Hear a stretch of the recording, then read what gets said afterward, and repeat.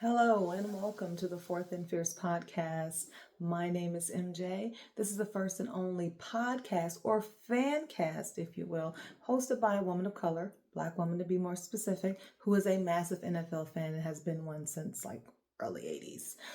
As always, I want to thank each and every one of you for taking the time to click on this video or listen on Spotify.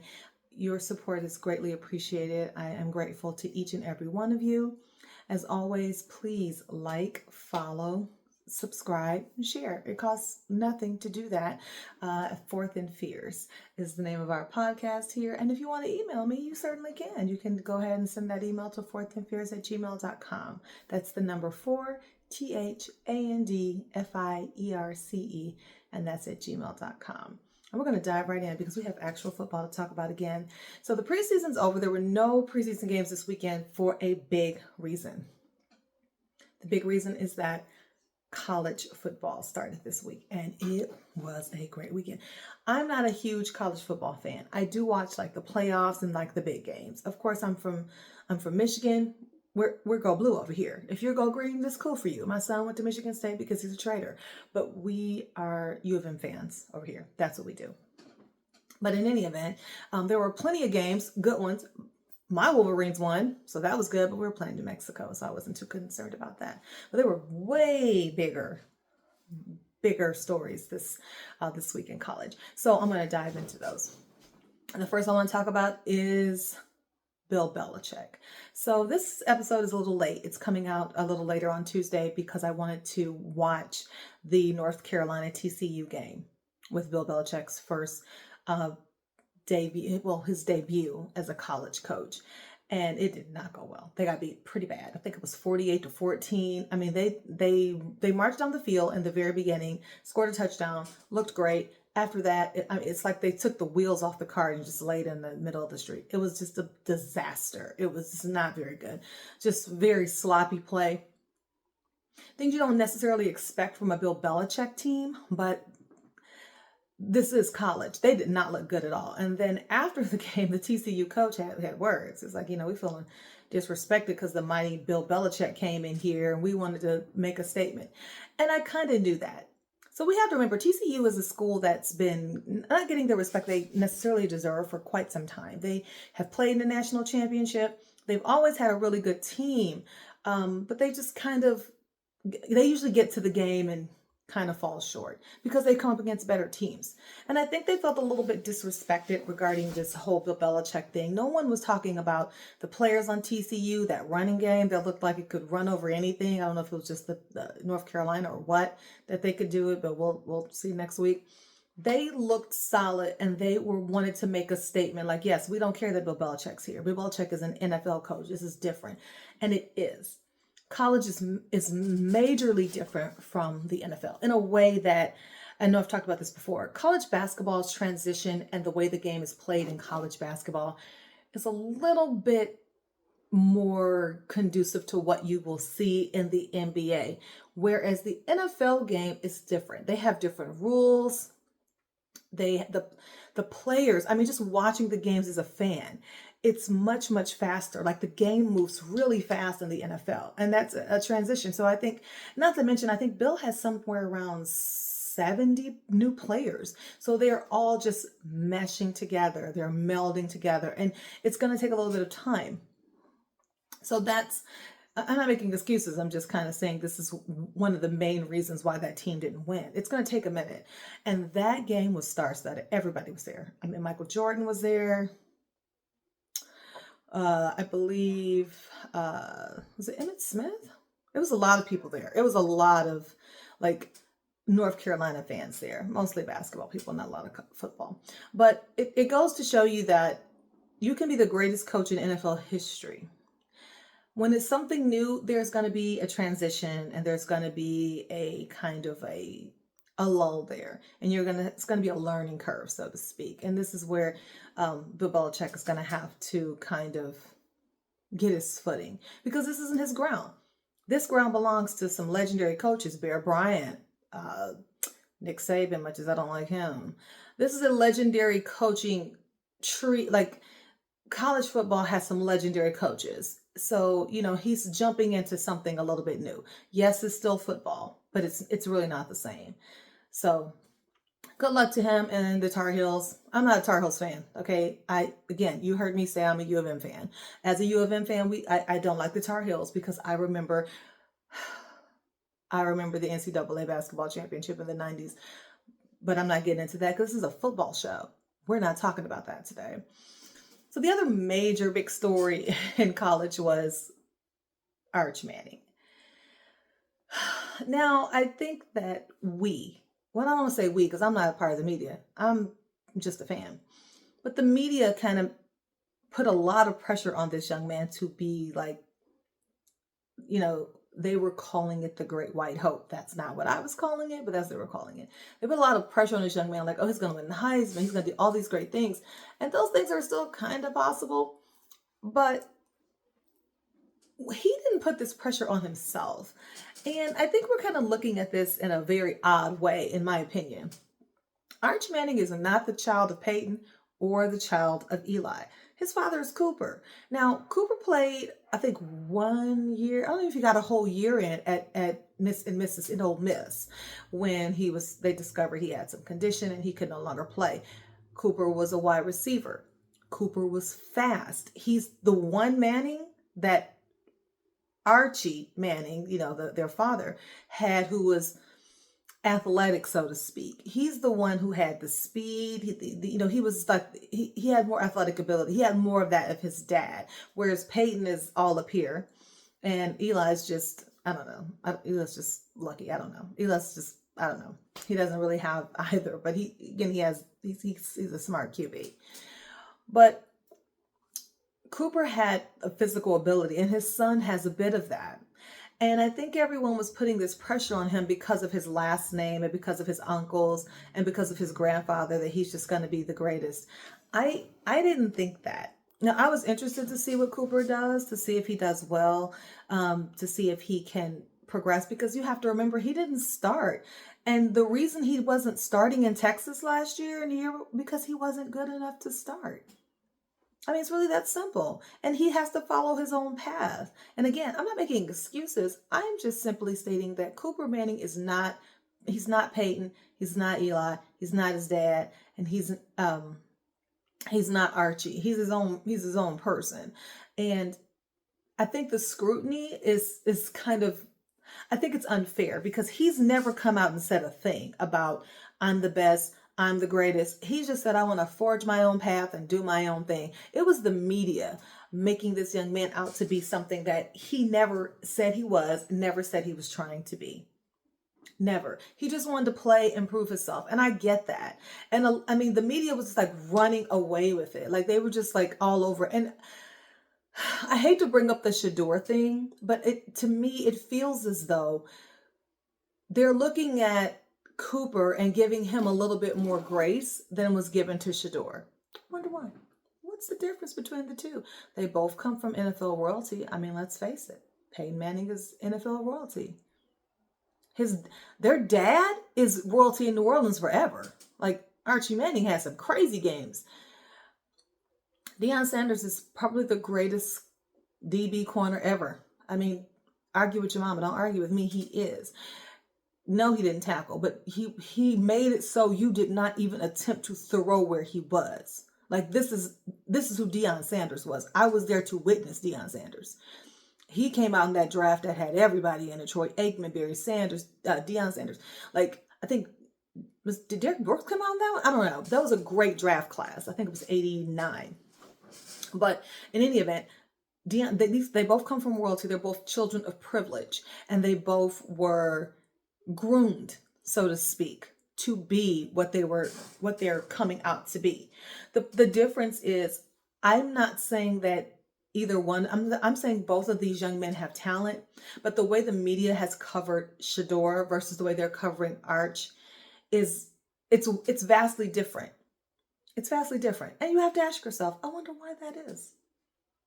They're looking at Shador as though he's cocky, as he's arrogant. And listen, I've been following them since Deion Sanders had that reality show when he was still married to Pilar.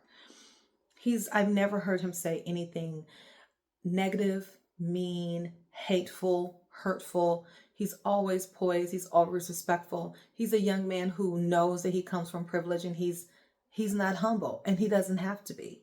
And that's a thing. It's that we're always expected to be humble, to be grateful, to be there. And Shador is not grateful to be there. He knows he's supposed to be. And there's absolutely nothing wrong with that. And I think he's playing really well. I think at some point he will get a chance to start and give an opportunity to show us what he can do, because Flacco's not going to play this. Flacco's not playing 17 games. He's just not. And I don't know what Dylan Gabriel might do, but I feel like Shador's going to get his opportunity. And I feel like when he does, much like when Tom Brady got his opportunity, we won't see anybody else, because he's putting the work in.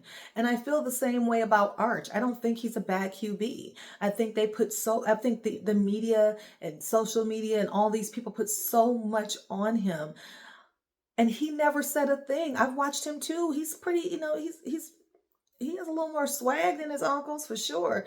But he's definitely he kind of has that same thing Shador has, but they're covering them so different. They're talking about Arch like he's some like angel or poor guy, and he'll get it together. Why didn't anybody say this about Shador?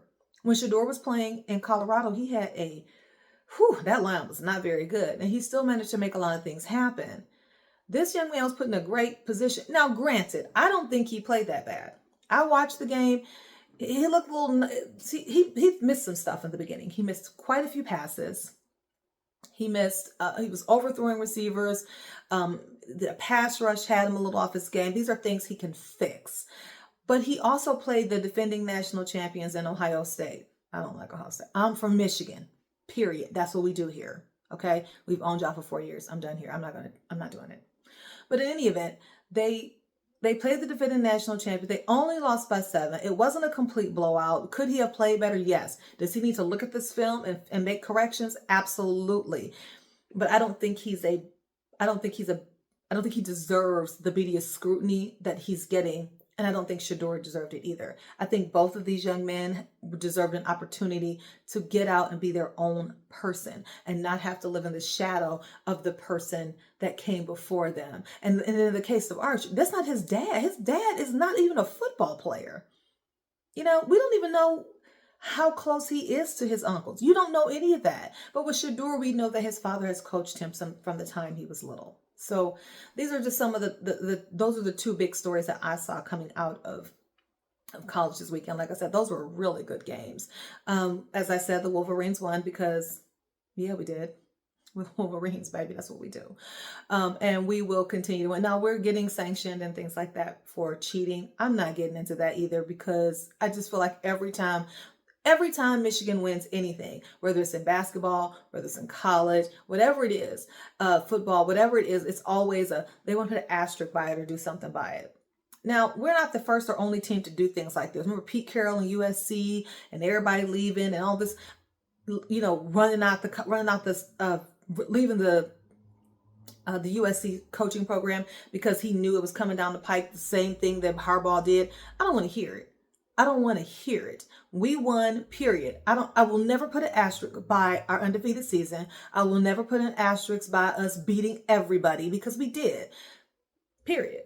That's just what we did. I mean, you don't have to like it. Bill Belichick cheated for years. They didn't come back and take his Super Bowl rings, and they didn't put an asterisk by his name or Tom Brady's. They left them alone, and I think they need to do the same with Michigan, and they should have done the same with USC. Period. That's just where I am with that. I need some coffee, y'all.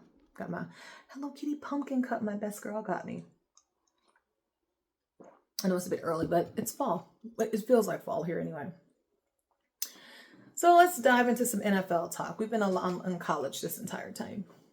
So the big news in the NFL was Micah Parsons' trade to Green Bay for 2 first-round picks and I think a starting defensive tackle. Now, Cowboys fans they're maniacs. My son's a Cowboys fan. I don't understand why, but he is. My oldest son, I have more than one son. I have one that's a 49ers fan. My oldest son is a Cowboys fan, and his whole thing is like, well, we made out well on this trade, and I'm trying to understand how. Now, I can see how it might be a positive thing for Cowboys fans, because you're looking at 2 first-round picks, and you got a starting tackle, which they needed, which is great. Here's my problem. Green Bay's a good team. they're not they're not my team. They're not the Honolulu Blue, but they're a good team. And this division is kind of stacked, okay? So I don't see these first round picks being any higher than maybe 20, if that. And 20 is very generous because Green Bay will probably make the playoffs. Like everyone's looking at our division and saying, oh, it's going to be Minnesota, it's going to be Green Bay, it's going to be Detroit. I mean, nobody's really picking Chicago, but whatever. And this division is very competitive and it's very good. I still think the Lions are going to win the division, and that's not just me being a homer. Part of it is, but a big part of it is we're that team. We got everybody back. I don't think losing Aaron Glenn and Ben Johnson are going to be as big of an issue as people are making out to be. We still have all the players. Our defense is back. We managed to do all of that with no defense. So I'm not really concerned about the Lions. We'll win the division. I said what I said. Also, I think that on top of that, looking at Green Bay, they'll probably be right up under us. Minnesota people are kind of on and off. They're looking like, oh, JJ's going to be great. I think JJ's going to do well. JJ played in Michigan. I love Michigan. I think he's going to do well. The positive thing for JJ in all of this is the fact that we don't have a lot of film on him. We have no NFL film on him. So it's going to be difficult to kind of gauge what he's going to do. We're going to have to like look at college and kind of make a halftime adjustments or adjustments during the game because we don't have a lot of tape on him. We have no tape on him in the NFL. So it's going to be, that could work to his advantage because we honestly don't know what JJ's going to be in the scheme of this offense. And he has a great offense. He has one of the best wide receivers in the league. They have a good offensive line. Their defense is solid, but I still think that he's still more of a rookie to me because he's never played, and this transition is going to be something for him. I mean, the first time he has to run up against Hutch, what is he going to do? He's used to playing, on a team with Hutch. He's not used to getting knocked out by him. And it could happen. I'm just saying. So it's gonna be a transition for Minnesota. I think they're gonna do well. My prediction for the Lions will probably be about. I'm gonna say we're not gonna be as good as we were last year. Maybe I'm gonna say 13-4. I think we're gonna be 13-4. It's gonna be a little bit different. I'm gonna give Green Bay about the same record, but we're gonna beat them. And we're going to win the division. And I'm going to say Minnesota's going to win 10 games. I think Minnesota will be 10-7. I think Chicago will be like 9-8. I think that this division is massively competitive. It is. We have a very tough schedule, but I don't think any of us are going to like roll over and pass out for the schedule. I don't think we have a lot of tough. I don't think the opponents are as tough as everyone's making them out to be.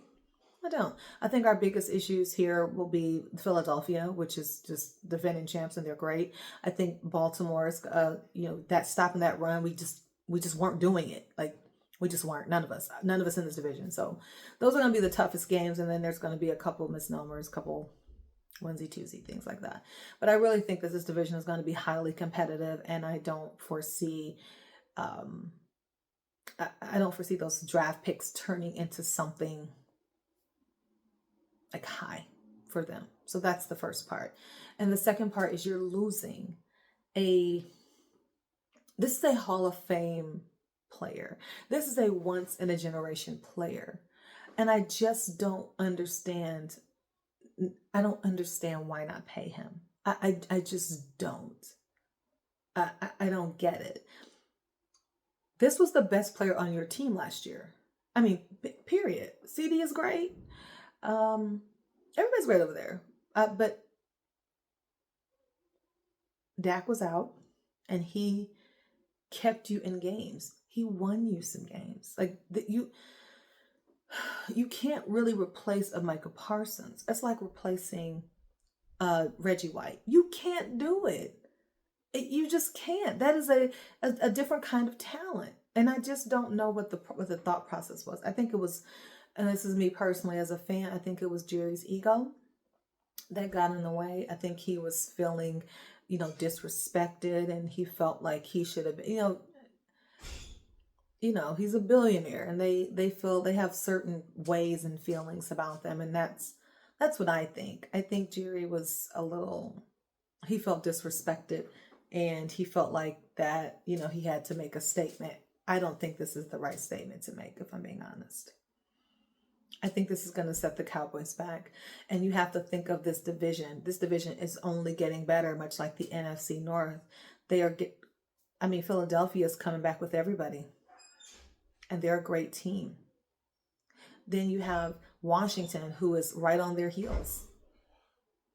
I think the Giants are going to be great. I'm sure that Russ is going to start a few games, but I think we're going to transition to Jackson Dart rather quickly. I'm going to say before Thanksgiving, we'll be on Jackson Dart, and he's going to play like really well. You have Malik Neighbors. Like this is a very competitive division, and for you to give up a player like that could win games for you easily over your ego, it says a lot about you.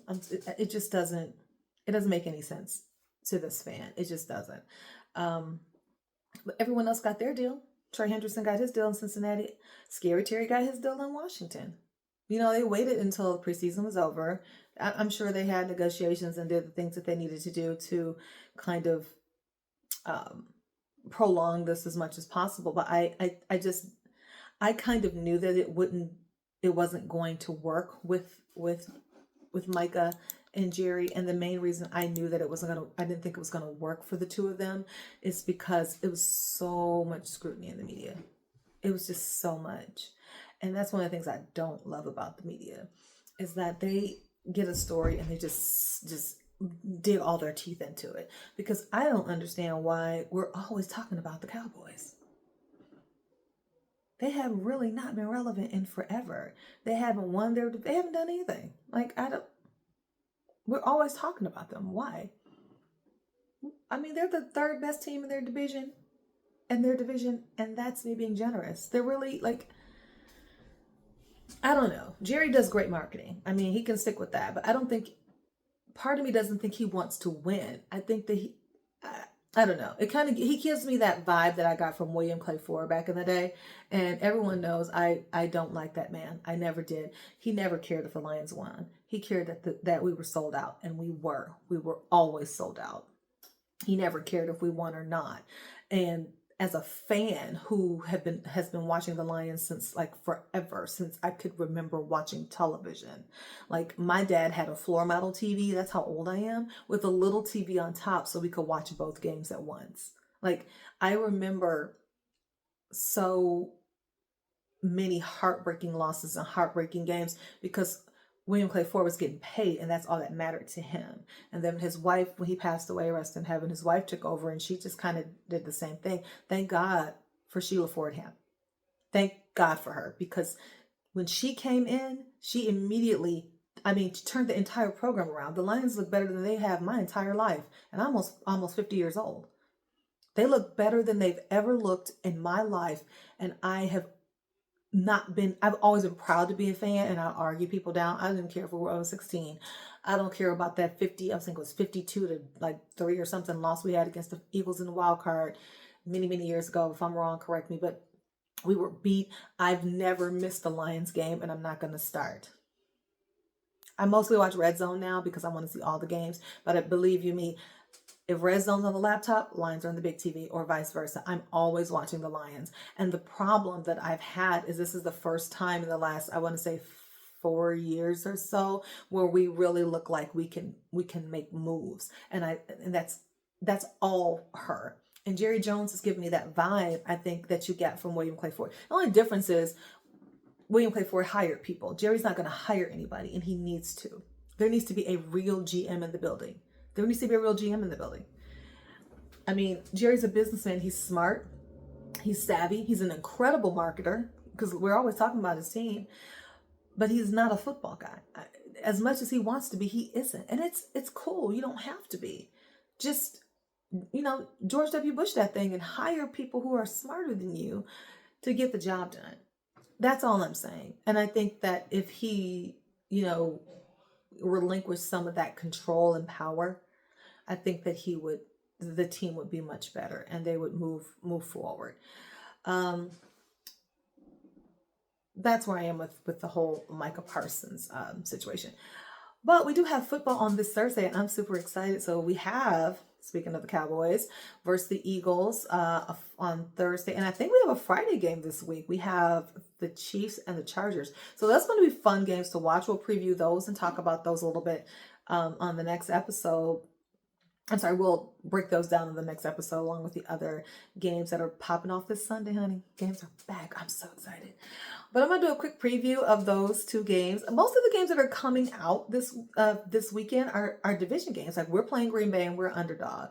I'm not a huge sports betting girl because to me it takes kind of the fun out of it. I know that people love betting, and I do bet from time to time, but I'm more of a fantasy football. Let's play. Let's, talk about our teams and let's really get in there kind of girl. I like that, but I have placed bets before. I don't dislike it, but it kind of takes the fun out of it for me. They have the Lions as the underdog in Green Bay. I don't think that's whatever. I think we're going to win, but I always think that. I'm thinking that I think Philadelphia is going to beat Dallas. I'm pretty sure the Chiefs are going to beat the Chargers. I got my Lions, of course. I'm going to take Minnesota over Chicago. I don't think they're quite ready yet. But in any event, this has been Forth and Fierce. Thank you guys so much for taking the opportunity to watch. We're going to have real football to talk about next week, which I'm super duper excited. We'll have some games to break down. We'll talk about what we saw this week and what we think about our week one. I don't want to do too many predictions about my games. I just did the 4 games that I'm the most interested in. So I'm very excited for all of that, guys. I can't wait to start watching games. Like I said, please feel free to email me, reach out. If you want to talk, you want to argue about the games, you want to argue about our players, I'm here for that. You can reach me at forthandfierce@gmail.com. That's the number 4, THANDFIERCE. Also, please like, follow, and subscribe to the channel. It costs nothing. I love interacting with you guys. I try to interact with everyone that comments or emails or anything. I try to email you guys back because, like I said, this is fun for me. I'm a fan. In any event, thank you all very much for taking the opportunity to watch this entire video. Let's go Detroit, and I'll see you guys next week.